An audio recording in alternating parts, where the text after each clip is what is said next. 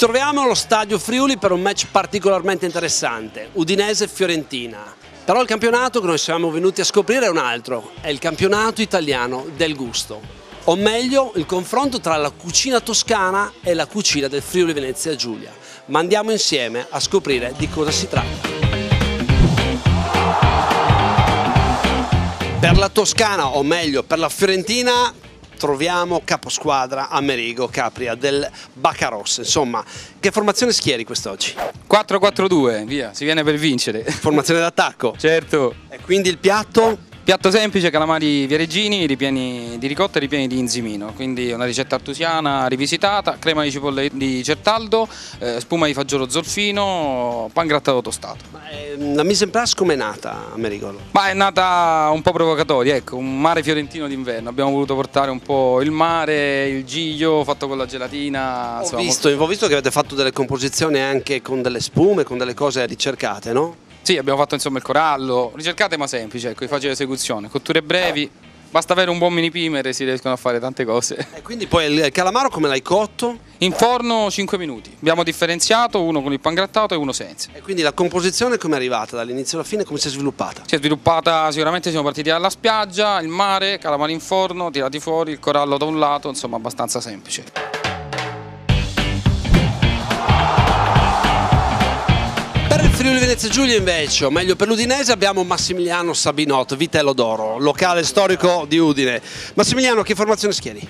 4-4-2. Beh, è una bella formazione d'attacco, no? Attacco, vincere, assolutamente vincere oggi. Quindi il piatto? Piatto, abbiamo anche questo vincente, spero. Rosa di Gorizia, cotta e cruda, mozzarella di bufala friulana, gamberi saltati e un po' di crème. La composizione abbiamo una rosa saltata messa sul fondo, la mozzarella che quindi col calore della rosa va a fondere, i gamberi saltati, anche questi caldi, poco cotti mi raccomando, della rosa condita cruda, classica con aceto, un buon aceto di uva, olio e sale, una spolverata di crème, un po' di polvere di cappero per dare sapidità al piatto e un po' di aceto balsamico tradizionale che produciamo noi. Prodotti del territorio, quindi la rosa di Gorizia, tutti chi la conosce è quella che potete vedere qui, sono dei boccioli, sono delle meraviglie, delle creature della terra. Abbiamo i gamberi, il mare, abbiamo la mozzarella di bufala friulana che non c'entra niente con quella campana ma si difende bene. Quindi allora complimenti all'attacco e speriamo di vincere. Grazie, sicuramente. Ciao. Grazie, ciao.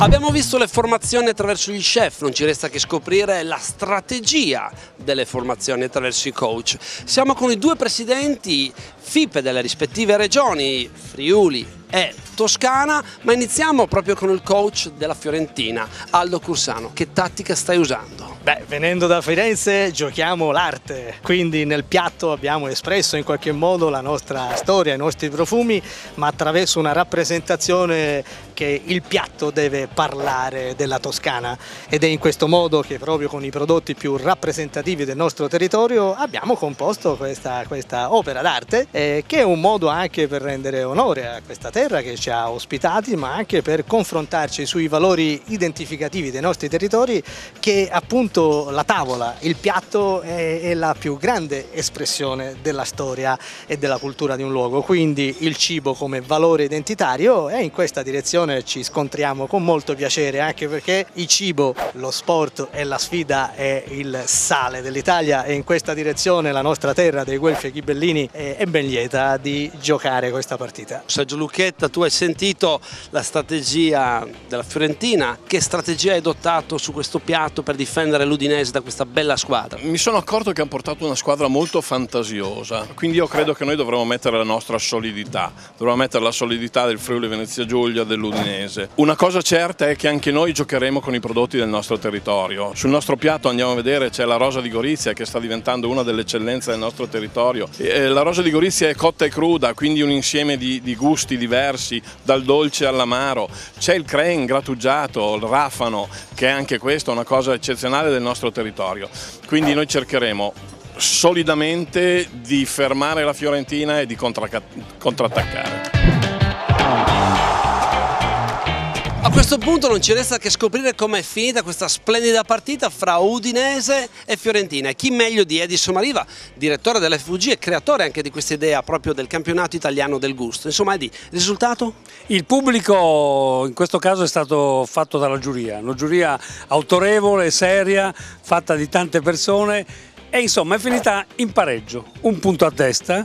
Si è confrontata l'eleganza di Firenze con la sostanza di Udine, con la rosa di Gorizia, e diciamo che si sono confrontate due linee di tendenze, però in pari, e questo è un fatto molto interessante, perché se è vero che l'Italia si fa a tavola, è anche vero che la gastronomia italiana, qualunque sia la regione che la produce, è eccezionale, e io sono molto contento di questo pareggio. Sono un tifoso dell'Udinese di calcio, l'Udinese voglio che vinca, ma sulla gastronomia penso che un pareggio sia giusto, rispettoso di entrambe le regioni, e io spero anche di fare del turismo con la Toscana e di dare del turismo alla Toscana.